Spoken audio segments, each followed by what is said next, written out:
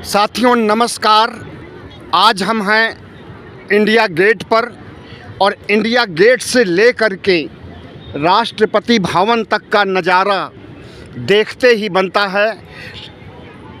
हज़ारों की भीड़ है, भीड़ आती है और चली जाती है, इसलिए सही संख्या प्रतिदिन की नहीं बताई जा सकती, लेकिन एक अनुमान के तहत लगभग 3 लाख लोग इंडिया गेट के पास कर्तव्य पथ पर चहलकदमी करते हैं प्रतिदिन।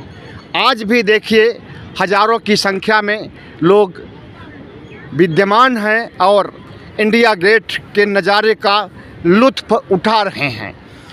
साथियों, इंडिया गेट के बारे में कहा जाता है कि यह स्वतंत्रता संग्राम के सेनानियों के स्मारक के रूप में बनाया गया है, लेकिन यह धारणा गलत है, सिरे से गलत है। दरअसल यह प्रथम विश्व युद्ध में मारे गए 90 हज़ार भारतीय सैनिकों की यादगार में बनाया गया है। इसे 1931 में अंग्रेज सरकार ने बनवाया था।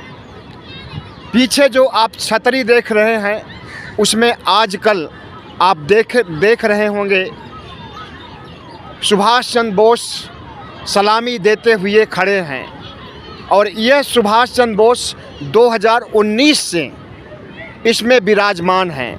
इसके पहले यह छतरी खाली थी और अंग्रेज़ों के समय में यहाँ पर जॉर्ज पंचम की आदमकद प्रतिमा थी। जिस तरह से आदमकद सुभाष चंद्र बोस की प्रतिमा आपको दिखाई दे रही है। और उसके बाद यह इंडिया गेट जो आप देख रहे हैं, इसमें 13,300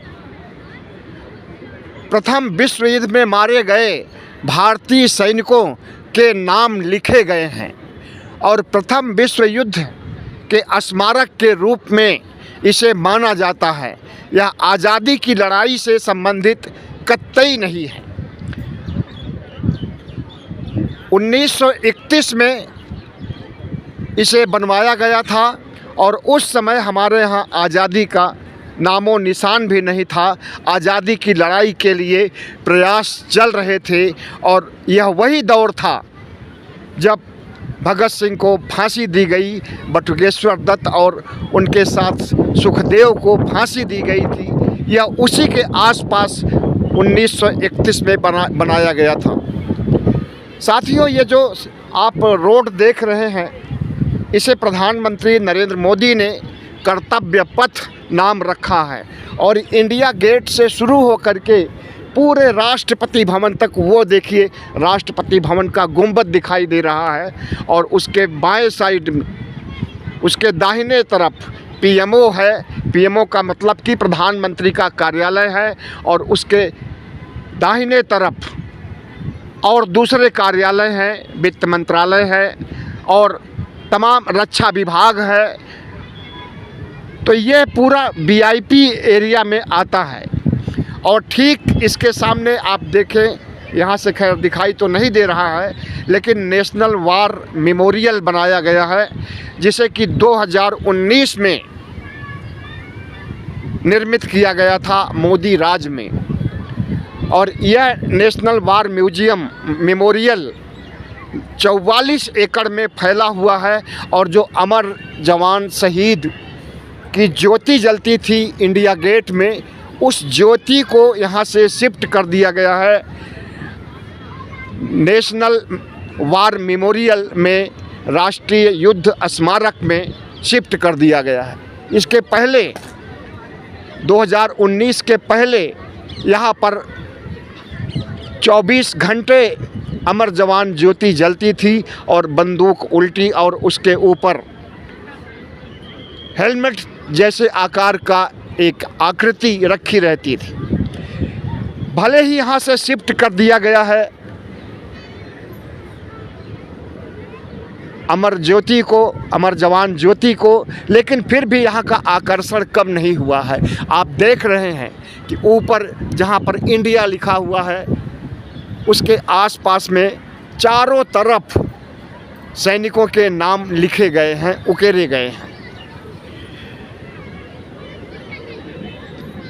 वीआईपी एरिया का यह ऐसा स्थान है जिसे कि अभी सार्वजनिक तौर पर खोला गया है। लोगों के दर्शनार्थ यहाँ पर लोग आते हैं और पिकनिक जैसा माहौल मनाते हैं और कर्तव्य पथ पर चहलकदमियाँ करते लोग देखे जा सकते हैं।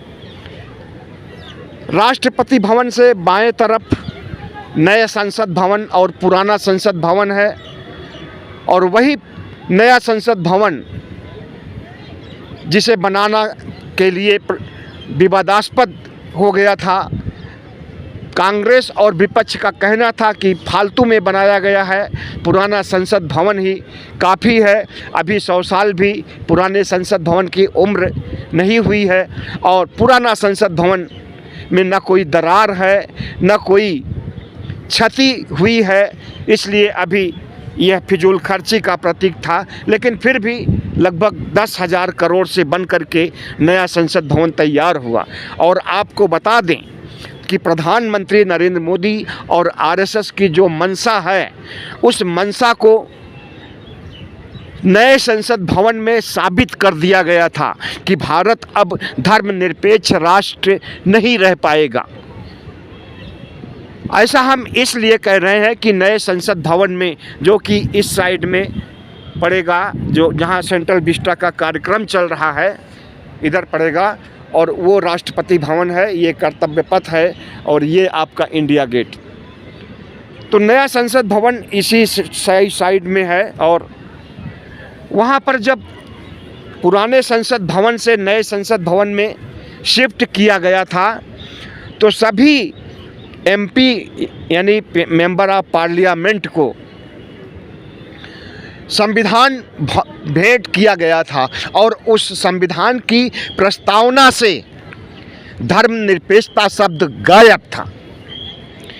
तो इस पर बड़ा बवाल मचा था। अंत में सफाई दिया, सरकार ने झूठी सफाई पेश किया कि मिस्टेक से ऐसा हो गया है, लेकिन मिस्टेक वह नहीं था, वो सोची समझी रणनीति का तौर तरीका था। आरएसएस कतई नहीं चाहता है कि भारत धर्मनिरपेक्ष रहे। प्रधानमंत्री नरेंद्र मोदी और बीजेपी के लोग भी नहीं चाहते हैं कि भारत धर्मनिरपेक्ष रहे। प्रधानमंत्री नरेंद्र मोदी, बीजेपी और आरएसएस और तमाम भगवा गैंग के लोग सिर्फ एक धर्म को बढ़ावा देना चाहते हैं, वह है हिंदू धर्म।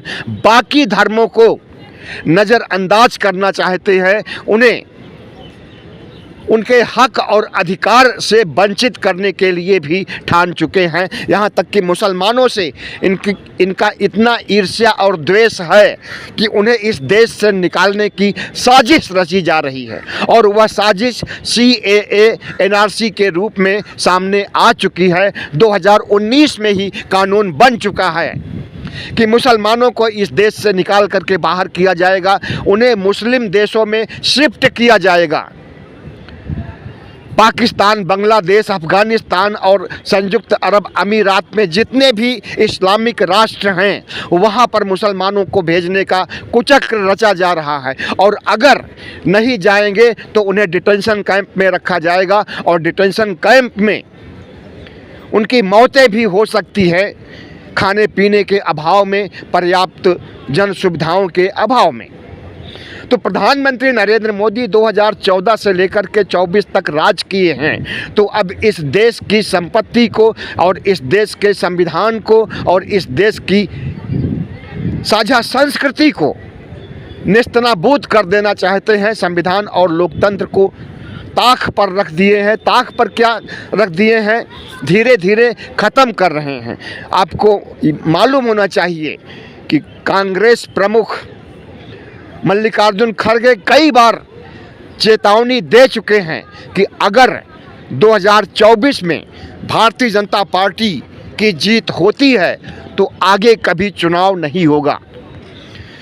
जो शख्स धर्मनिरपेक्षता शब्द को संविधान से निकाल करके फेंक सकता है, और जिस शख्स प्रधानमंत्री के कार्यालय से उसका आर्थिक सलाहकार संविधान को हटाने की बात सार्वजनिक रूप से कह सकता है, विवेक देबोरॉय जो इनका आर्थिक सलाहकार है, उसने 15 अगस्त 2023 को मिंट अखबार में एक लेख लिख करके कहा था कि संविधान बेमतलब हो गया है, संविधान की ज़रूरत नहीं है, नया संविधान बनना चाहिए, मनुस्मृति के आधार पर संविधान बनना चाहिए।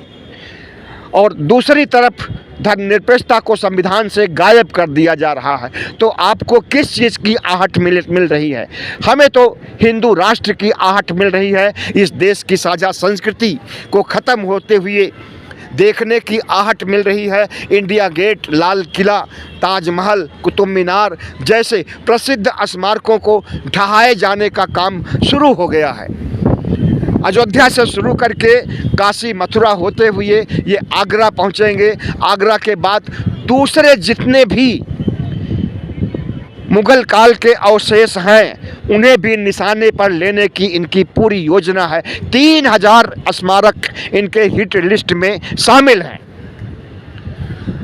तो साथियों, इंडिया गेट के सामने बैठ करके हम उन 90,000 शहीदों को जो कि प्रथम विश्व युद्ध में मारे गए हैं श्रद्धांजलि देने के साथ साथ प्रधानमंत्री नरेंद्र मोदी को चेतावनी भी देना चाहेंगे कि अगर भारत की धर्मनिरपेक्ष परंपरा में किसी तरह का परिवर्तन करके भारत के संविधान को ख़त्म करने का कुचक्र रचा जाएगा तो इसे इस देश का 140 करोड़ जनता बर्दाश्त नहीं करने वाली है। खास करके 85% बहुजन समाज के लोग इसे बर्दाश्त करने वाले नहीं हैं।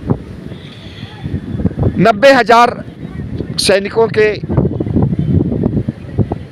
याद में बनाया गया इंडिया गेट के कैंपस से हम प्रधानमंत्री नरेंद्र मोदी से अपील करते हैं कि भले ही आपने तमाम सारे नाम बदल दिए, तमाम स्मारकों को इधर से उधर कर दिए, अमर जवान ज्योति को भी आपने शिफ्ट कर दिया, राजपथ को आपने कर्तव्य पथ बना दिया, चलता है, इतना चलेगा। लेकिन इसके आगे जब आप नई संसद बनाते हैं तो वहाँ तक भी चल सकता है, लेकिन नई संसद भवन में जिस तरह से पहले अधिवेशन के दौरान मुसलमानों के प्रति हेट स्पीच